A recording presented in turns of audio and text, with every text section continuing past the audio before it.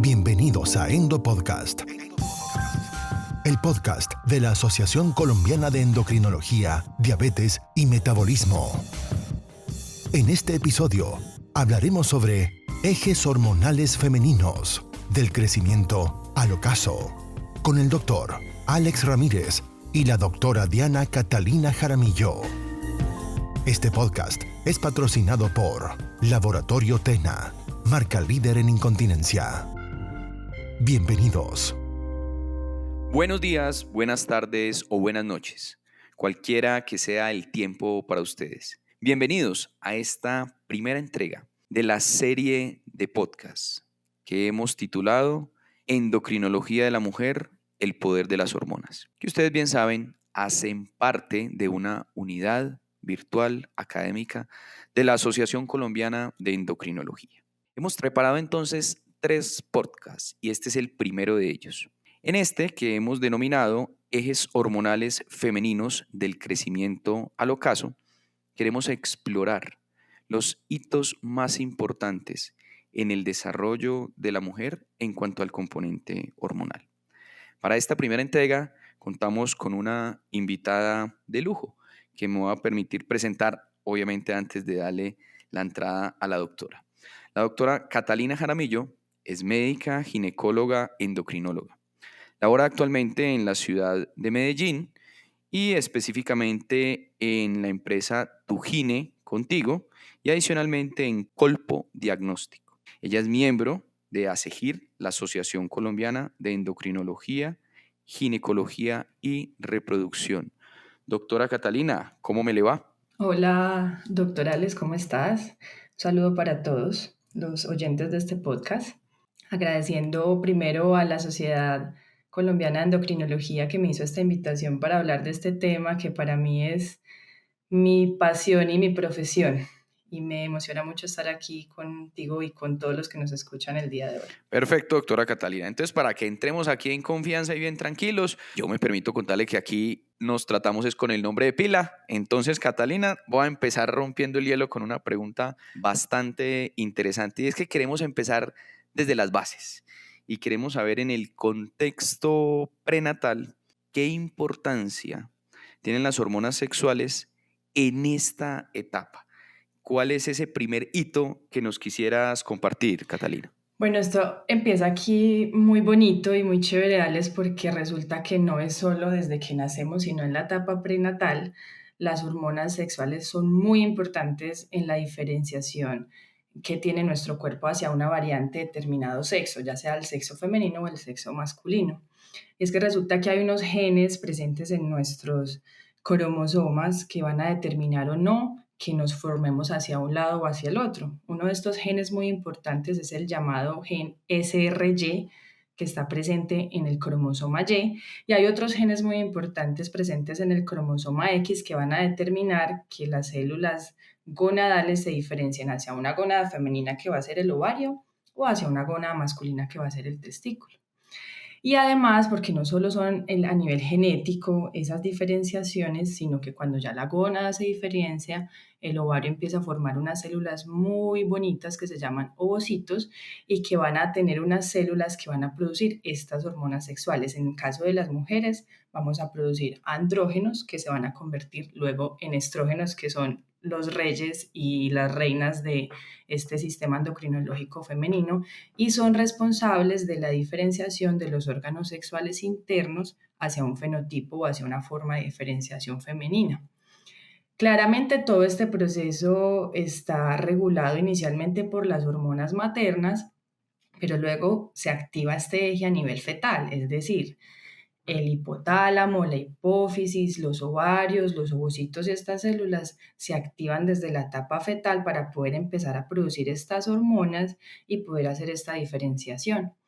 Y es muy importante también mencionar que estos ovocitos se producen en la vida fetal y son aproximadamente 7 millones de estos en las gónadas femeninas. Es súper importante porque además entendemos que esta producción se da solo en la vida fetal y estos son los que vamos a tener ciclando por el resto de nuestra vida. Es decir, cualquier alteración que se produzca en el desarrollo de estos ovocitos, que son los que vamos a ovular con cada ciclo menstrual, puede hacer que no tengamos la cantidad suficiente y que esa reserva ovárica se vea afectada y agotada mucho antes de lo que debería estar programado normalmente para la mujer.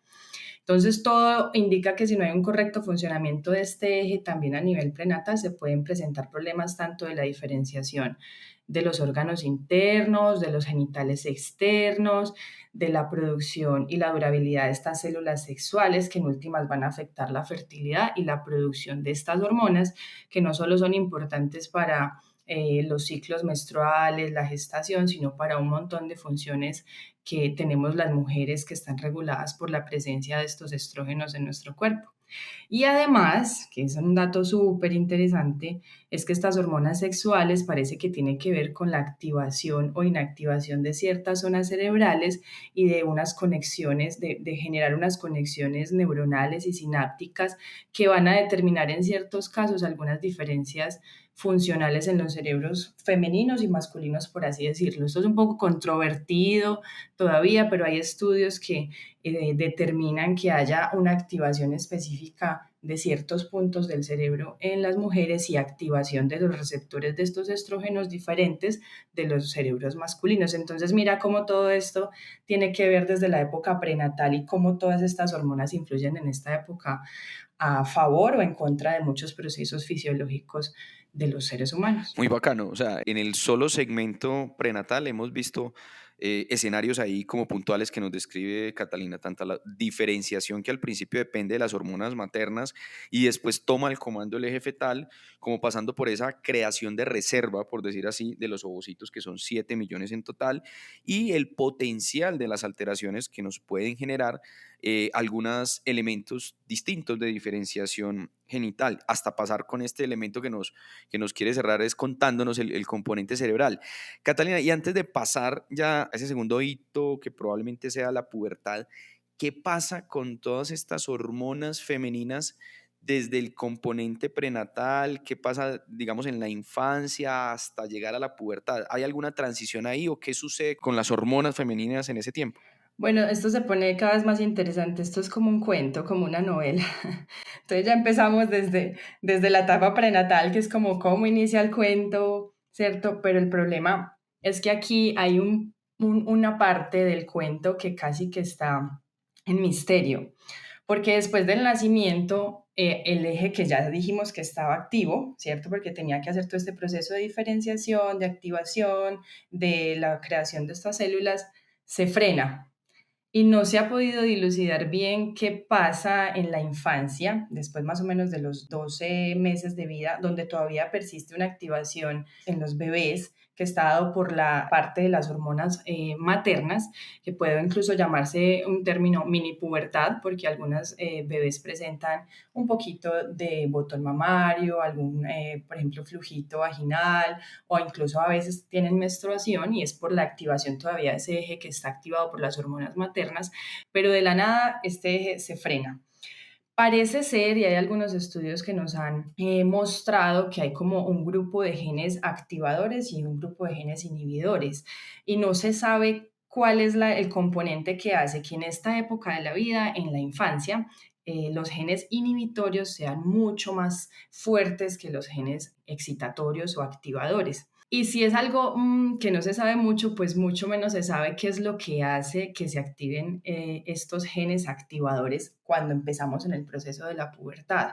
Lo que sí sabemos es que hay unas sustancias a nivel más arriba de la hipófisis, en el hipotálamo, en el cerebro, muy importantes que van a hacer que se active la liberación de la hormona principal del eje que se llama hormona liberadora de gonadotropinas o GnRH. Y parece ser que estas sustancias que están más arriba, que son la quispectina, la neuroquinina B, el neuropéptido Y, el glutamato, el GABA, entre otras sustancias, son reguladores a nivel central, es decir, activan esa liberación de la GnRH o la inhiben.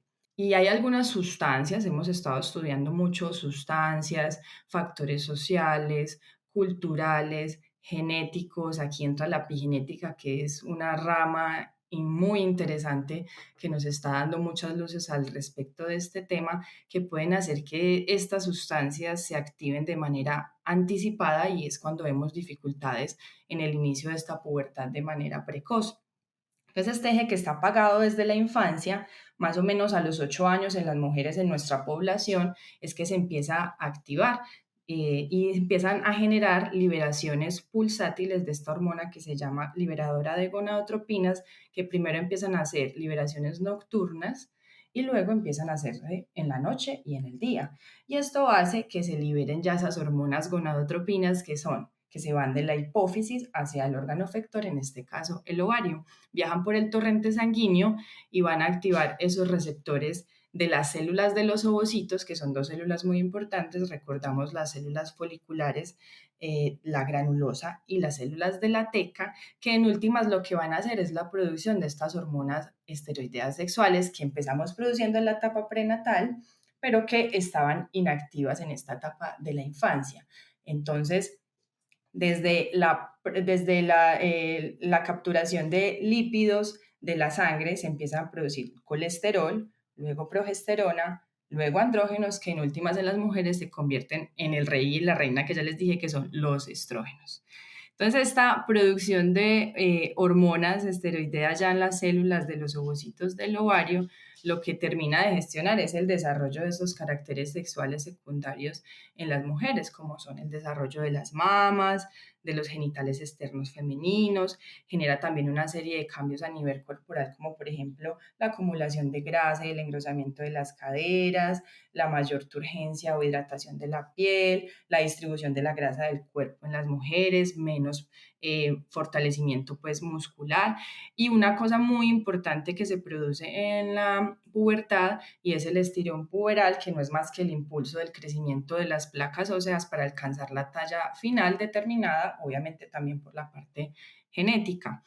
Y también influye en, ya lo dijimos, tiene también influencia a nivel cerebral, entonces va a tener algunos cambios en el comportamiento, en la piel, ya lo dijimos, y en el componente pues cultural y social. Obviamente los estrógenos van a influir en la formación de la personalidad de este niño que pasa a la pubertad y por eso vemos todos estos cambios a nivel social, cultural y emocional.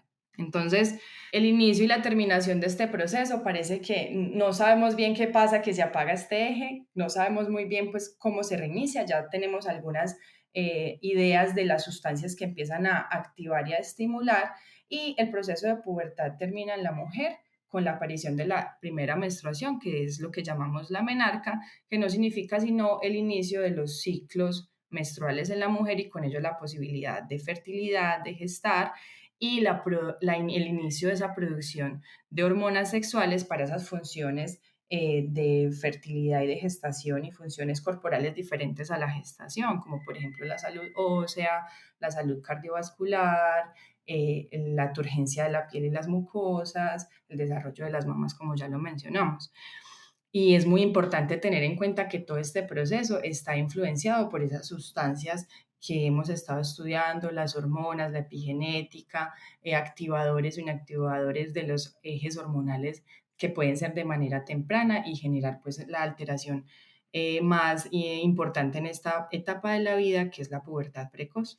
Excelente, Catalina. De hecho, comenzaste como en esta segunda etapa del cuento, empezando lo del misterio del por qué se hace silente el proceso hormonal durante algún tiempo y cómo se activa de manera clara hasta cierto punto, aunque el estímulo inicial no lo conocemos, para desencadenar esa etapa de pubertad. Y más allá de las potenciales alteraciones que haya en este escenario, yo quiero resaltar algo.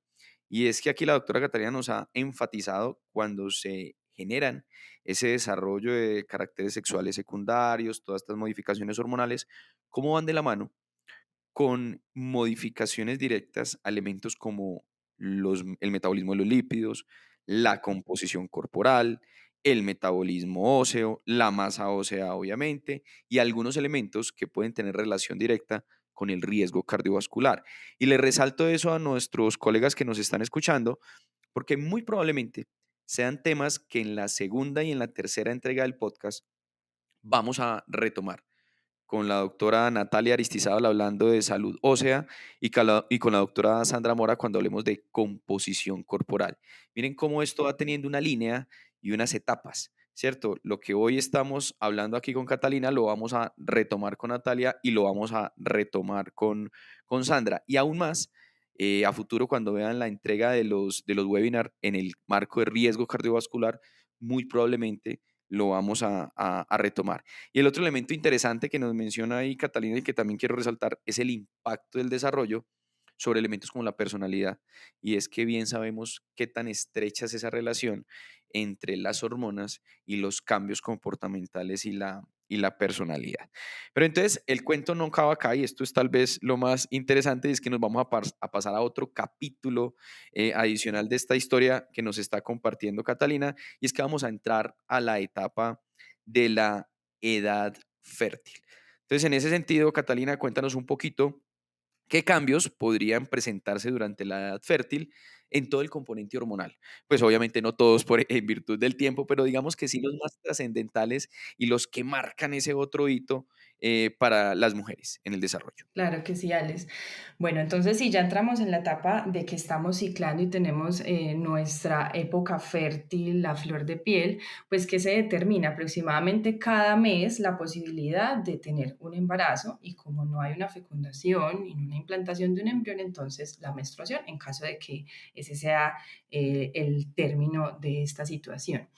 Como lo mencionamos anteriormente, la producción de hormonas sexuales, los estrógenos principalmente en las mujeres, ayuda no solo a esa función de fertilidad, sino que ayuda a la protección cardiovascular, como ya lo mencionaste, a mantener el nivel de los lípidos en niveles normales, porque nosotros los estrógenos nos protegen del riesgo cardiovascular mientras estemos con niveles adecuados. Por eso los hombres tienen mayor riesgo cardiovascular que las mujeres, porque no tienen esa protección especial durante los estrógenos, durante la producción de estrógenos, a mantener la turgencia de la piel y las mucosas y la salud de los huesos, que ya claramente lo hablarán en el próximo podcast a profundidad. Esos ciclos durante esta etapa están regulados entonces por una integridad importantísima del eje que va hipotálamo, hipófisis y ovario. O sea que cualquier cosa que me afecte a cualquier nivel este eje puede afectar este proceso, no solo de ciclar y de fertilidad, sino de la producción de esas hormonas que nos van a proteger y nos van a cumplir el resto de las funciones.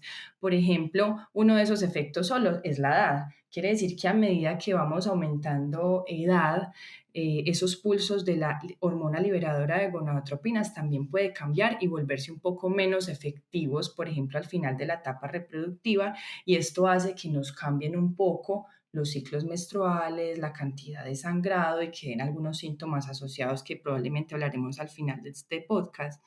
Y condiciones, por ejemplo, como la obesidad, donde está aumentada la producción periférica de estrógenos por el tejido graso, se puede asociar ese aumento de estrógenos y esa conversión periférica con alteraciones que pueden ir desde ausencia de sangrado, porque se convierte en una condición que llamamos anovulación crónica, o en aumento de sangrado, porque esos estrógenos aumentados van y activan la capa menstrual, que es el endometrio, la capa del útero, y pueden hacer que prolifere mucho más y generar muchos sangrados.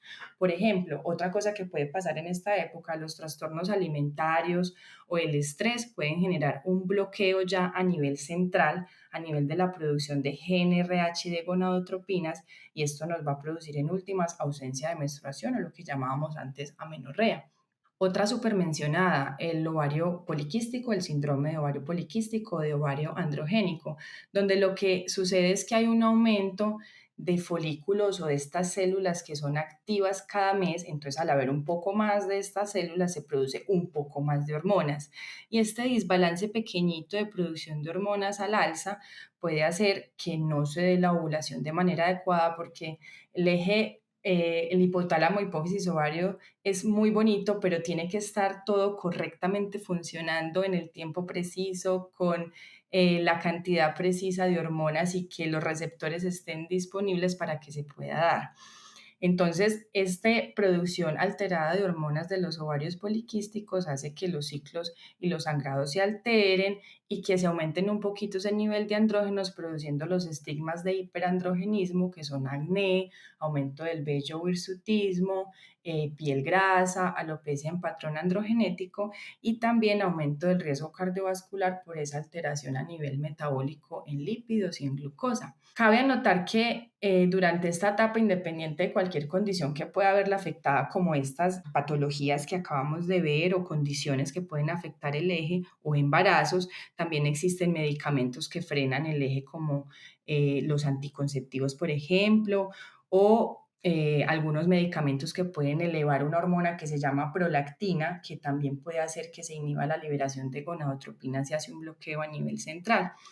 Pero súper importante, y a mí me gustaría como dejar esto bien claro, y es que el proceso que ya vimos a nivel prenatal, que producimos los ovocitos para toda nuestra vida, que son más o menos 7 millones, pero ellos sufren un proceso de atresia o de muerte celular programada, apoptosis, que se va dando desde la etapa fetal. Casi que nosotros producimos 7 millones de ovocitos en la etapa fetal y cuando nacemos son solo 2 millones y cuando estamos en la pubertad son solo más o menos 500. Entonces vamos a tener 500 ovulaciones durante toda nuestra vida.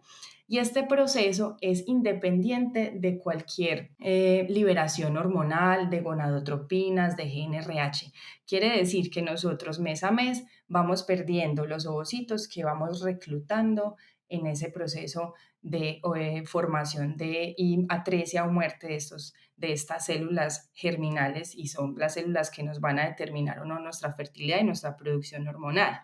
Esto es importante porque las mujeres que desean fertilidad a medida que cruzamos la barrera de los 35 años, la probabilidad y la efectividad de quedar en embarazo se disminuye considerablemente. Es decir, si uno está tomando anticonceptivos y no está ovulando, si tiene un ovario poliquístico y no está ovulando, no quiere decir que estemos guardando, reservando o ahorrando esos ovocitos. Ellos se están gastando y van a gastarse hasta el momento que está programado genéticamente para hacerlo. No, Catalina, pero aquí sí hay un universo de conceptos bastante interesante. Nos contaste como la funcionalidad y casi que esa magia de la sincronización en los ciclos hormonales de la mujer. Y fuera de eso nos diste unos matices ahí, digamos, de los trastornos más frecuentes y la asociación con medicamentos. Yo creo que esto para todos los colegas es como repetir mucho este contenido porque hay varios elementos ahí que son susceptibles de profundizar. Y creo que ese último mensaje es súper contundente. ¿Qué pasa después de los 35 años con los ciclos hormonales y esa probabilidad pues del embarazo? Entonces, hablando de eso, precisamente de ese nuevo escenario, de ese nuevo hito, ¿qué pasa cuando ya estamos con la mujer en embarazo? También obviamente es otro universo, igual o más amplio, pero digamos que los aspectos más importantes en el marco del embarazo en cuanto a los cambios hormonales. Claro, Alex. Entonces, como a grandes rasgos, durante este proceso, las hormonas femeninas maternas, en este caso que ya están en embarazo, se encuentran inhibidas por una hormona clave que es la progesterona, que se produce desde el cuerpo lúteo y luego se va a empezar a producir por la placenta y la progesterona por naturaleza inhibe el eje.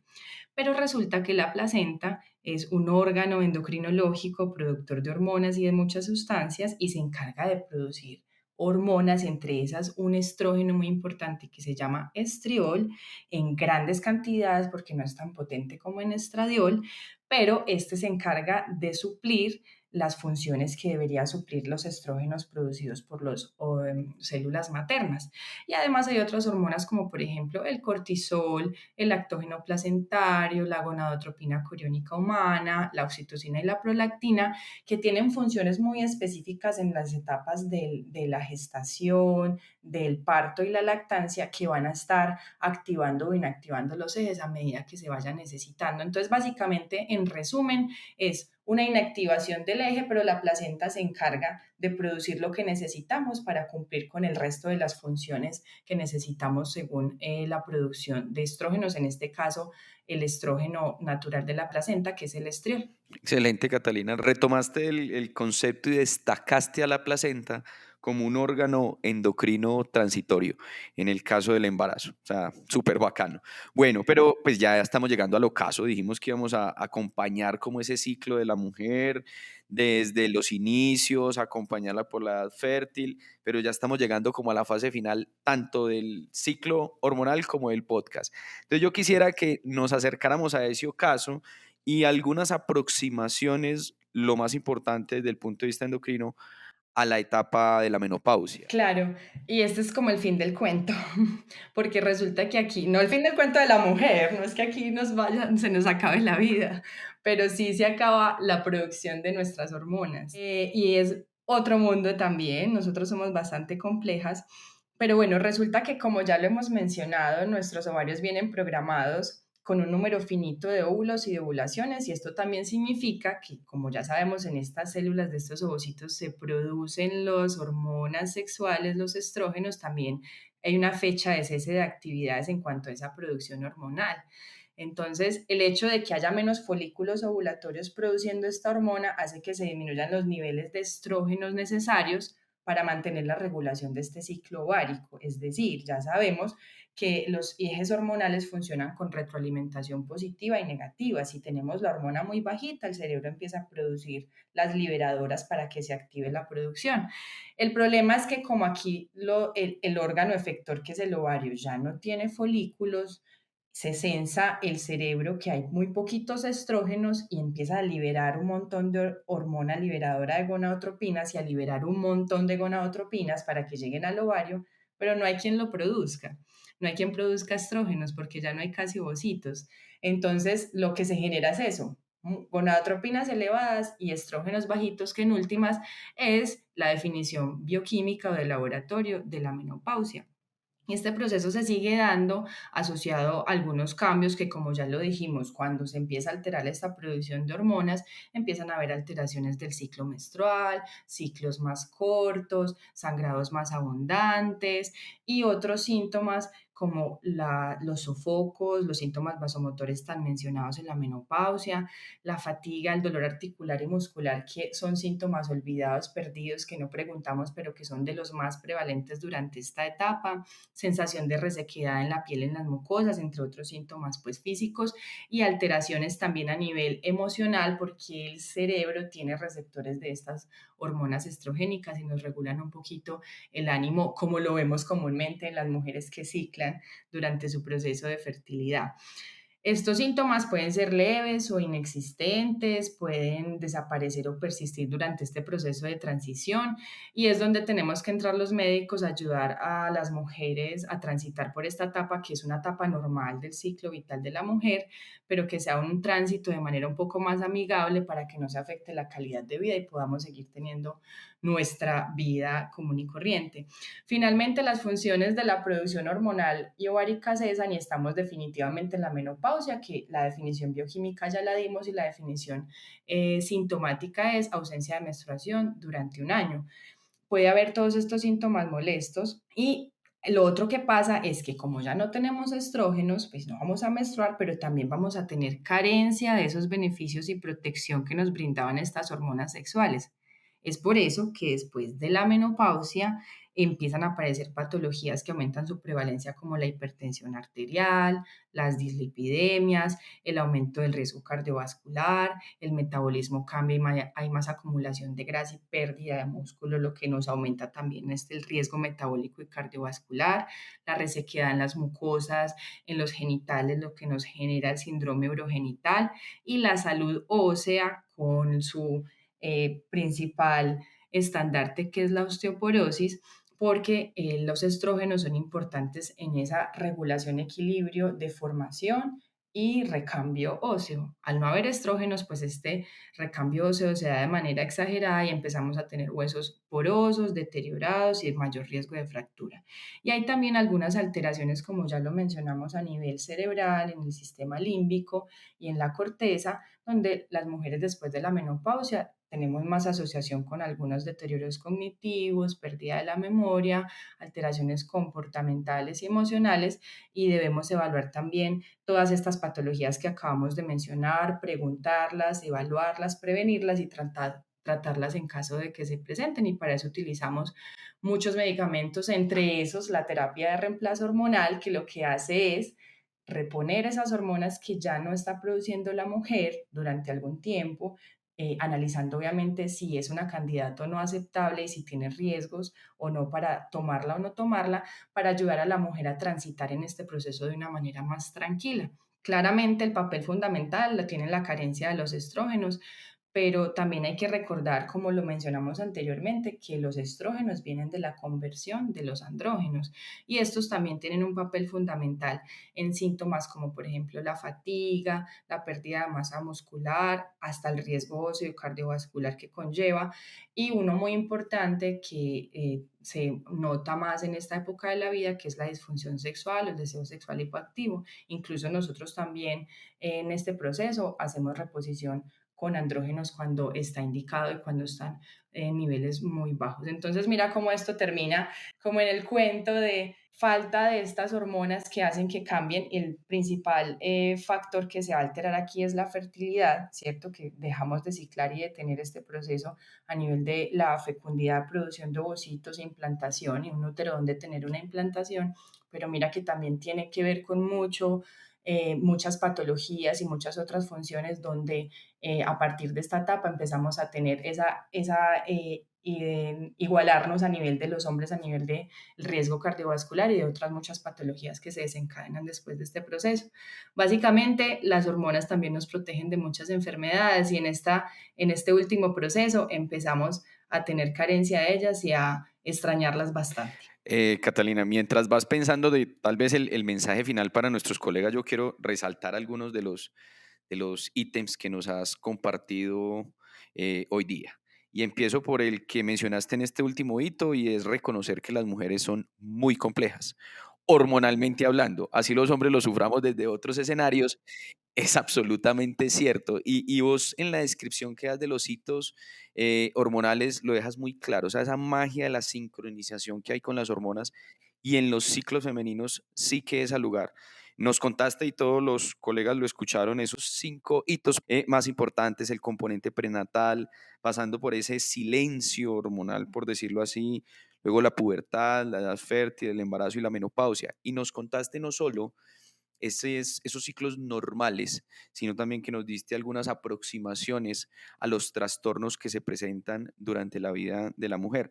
Claramente ahí lo que hiciste conmigo y con todos los colegas es antojarnos de profundizar en todos y cada uno de esos ítems. Y yo tengo en cuenta que para cuando liberemos este podcast, probablemente ya esté publicado un libro que ustedes han venido trabajando hace mucho tiempo, Catalina, de endocrinología ginecológica, claves para la práctica en la actualidad. Creo que para el momento en que liberemos este podcast, eso ya va a estar disponible, ¿cierto? Sí, y es de libre acceso, eso es lo más bonito. Es un libro en el que venimos trabajando con nuestra docente estrella, que es la doctora Patricia Ormaza, ginecóloga endocrinóloga de la Bolivariana, el grupo que tenemos de ginendocrino y ginecólogos que se han adherido a este trabajo. Y es una mirada práctica para cualquier médico endocrinólogo que quiera repasar algunos temitas y de manera práctica entender cómo se deben abordar, cómo se deben tratar y cómo entender un poquito esos procesos que son, mira, bastante complicados y que pues uno los viene a entender porque ha ahondado bastante en el tema, pero en realidad son bastante complejos. Entonces, sí, estaré a disposición de manera libre, bajándolo por un link, entre más nos visiten. La idea es que todos lo puedan compartir, todos lo puedan tener y que sea de libre acceso para que podamos tener un poquito de divulgación de estos temas. Listo, entonces ahí de una vez hacemos aquí una promesa y es que para el Instagram Live, en el cual vamos a compartir después de que salgan los otros 2 podcasts, entonces en ese Instagram Live vamos a dar el link en vivo para que consulten todo este contenido y puedan ver la profundización que hicieron las doctoras en ese sentido. El otro elemento interesante es que con seguridad con estos temas que nos trajo Catalina hoy día, vamos a tener otras citas posteriormente para profundizar en ellos y finalmente recordarles que nos queda entonces de la serie del podcast una segunda entrega con el componente de salud ósea y una tercera entrega con composición corporal. Y en el Instagram Live van guardando todos los colegas las preguntas que ahí vamos a tener a nuestras compañeras y colegas también respondiendo todas sus inquietudes. No sé, Catalina, si tengas algún mensaje final para nuestros compañeros. Pues yo creo que más que un mensaje ha sido como mi conclusión de todos estos años de estudio y de trabajo con las mujeres y con las hormonas. Y yo soy una enamorada de estos procesos, de las mujeres y de la fisiología de nuestro cuerpo. Y lo que entiendo es que en realidad esto es magia. Casi que, como les decía, este eje y las mujeres funcionamos con una estricta precisión y todo tiene que pasar de manera perfecta para que engendremos, para que gestemos, para que menstruemos, para que las hormonas lleguen a nuestro cerebro, a nuestros huesos, a nuestro corazón, a nuestro endotelio, a nuestros lípidos. Casi que vivir esta vida como mujer es bastante complejo, pero es porque es perfecta la biología y los sistemas hormonales. Entonces, yo creo que ya esto es magia, entenderlo es bastante complejo, pero hace parte también como del proceso de esta profesión y el cuidado de la mujer. Entonces, pues también una invitación para ahondar un poquito más en estos temas y en estos síntomas y entender un poquito más a las mujeres en todos estos procesos. Yo siempre digo, la biología ha sido muy perfecta con nosotros, un poco cruel a veces porque nos toca vivir por muchos procesos y muchos cambios. Mira, cada mes teniendo estos cambios a nivel hormonal y emocional, pero también nos ha permitido situaciones tan bonitas como por ejemplo gestar, parir, criar y pues vivir estos procesos durante toda nuestra vida. Entonces es más bien como mi conclusión de toda esta vida laboral y estudiantil de estos sistemas. Con seguridad, Catalina, que nos dejaste a todos enamorados no solo de las mujeres, sino de la endocrinología de la mujer. Muchísimas gracias, Catalina, y estaremos ahí en contacto y nos veremos en Instagram Live con todos los colegas. Claro que sí, un saludo para todos y muchas gracias a ti y a la sociedad. Hasta luego, que estén muy bien. Esto fue Endo Podcast. Los invitamos a conocer más contenidos en la web www.endopodcast.org y suscríbase al newsletter. Síganos en nuestro Instagram, @aceendocrino. Nos reencontraremos brevemente en una nueva dosis de Endo Podcast. Gracias por escucharnos.